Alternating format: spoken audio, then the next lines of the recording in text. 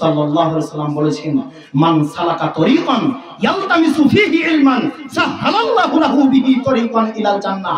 যে ব্যক্তি দ্বীন জানার জন্য, দ্বীন অন্বেষণ করার জন্য বাড়ি থেকে বের হয়, আল্লাহ তার জান্নাতের পথ সহজ করে দেন। সুবহানাল্লাহ।